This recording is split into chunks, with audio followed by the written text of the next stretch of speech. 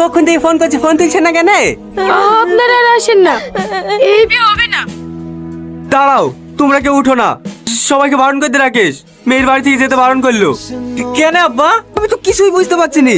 একবার ফোন তুলে যেতে বারণ করলো, তারপর থেকে তোর ফোনই তুলছে না। হ্যালো, হ্যাঁ বাপ, বলছি তোমরা কেউ আসো না।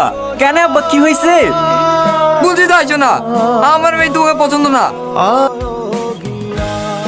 রীতি কই বর্মা? দেখা ঘরে বসে আছে, হসপিটাল থেকে এসে বাইরেও বেড়াচ্ছে না, কারোর সাথে ঠিক মতো কথাও বলছে না, সারাক্ষণ মন মরা হয়ে ঘরেই বসে থাকছে। ঠিক আছে, আমি দেখছি।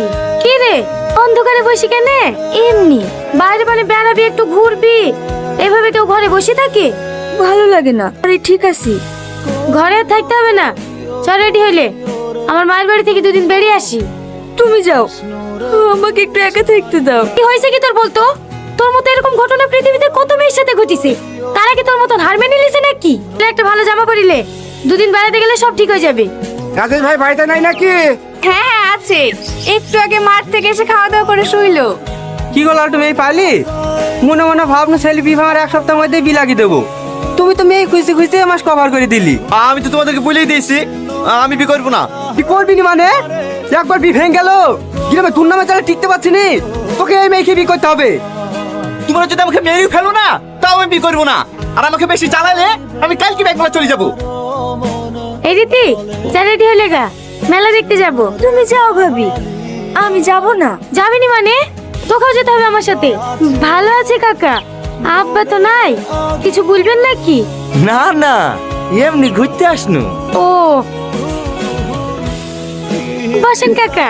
তোর মাকেও দেখতে পাচ্ছিনি, কোথাও গিয়েছে নাকি? হ্যাঁ কাকা, ওই পাড়ার উলফাতন দাদি মারা গেছে, তাই দেখতে গেছে। ও, এই মেয়েটা রেফেছিল নাকি? হ্যাঁ, যা তুই ঘরে যা। মেয়েটার বিয়ে দেবে না? দেবো তো বলছে, ছেলে পাচ্ছে না। আমার সাথে দিতে বললা। কেনে তোমার বাড়িতে বউ আছে যে? বাদ দেওয়ার কথা, আজ এক মাস হলো মায়ের বাড়ি কি বাহানা শুরু করেছে, এখন আর আসতে যাচ্ছে না। ও আখে বাদ দিয়ে দেবো। শুধু তুই একবার কথা বলি দেখ না, এই সব মেয়েকে তো সবাই বিয়ে করতে যাবে না। কিন্তু আরে তুই একবার কথা বলি দেখ না। ওগো, সালমা ফোন করছিল, একটা ছেলে নাকি রীতিকে বিয়ে করতে চাইছে, বিয়ে দিবা? হ্যাঁ, বিয়ে দেবো না কেন? কেমন ছেলে? ছেলেটা নাকি বিয়ে হয়েছিল, ছাড় হয়ে গেছে।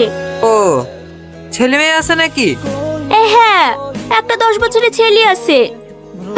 তাই তো গো, ওই পুরো মুখে বিয়ে বা কি করবে?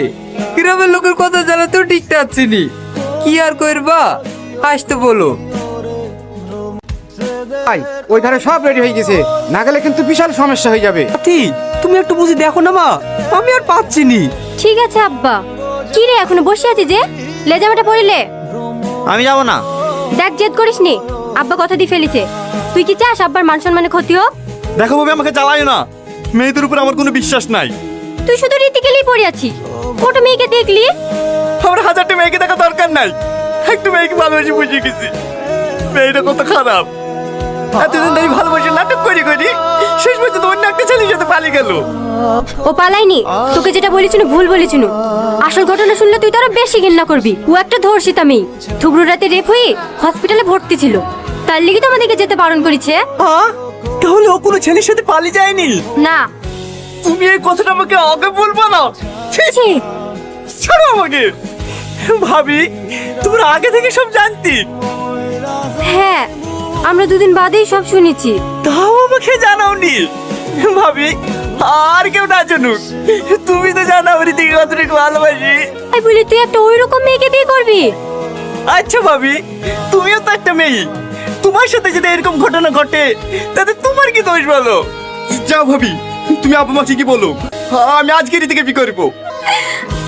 আমি বিয়ে করবো না। কি করবে নি মানে? বল কবুল। এই দাঁড়া, টনি, তুমি? আমি তোমাকে বিয়ে করবো। কিন্তু আমার তো চুপ করো, আমি সব জানি, তাতে আমি কিচ্ছু যায় আসে না। কান্না করে পাগলি কোথাকার। আরে বসেন বসেন মৌলানা সাহেব, পাত্র চেঞ্জ হলো তো কি হলো, বিয়ে এই আসলেই হবে। যা বাপ, ওইখানে কি বসগা।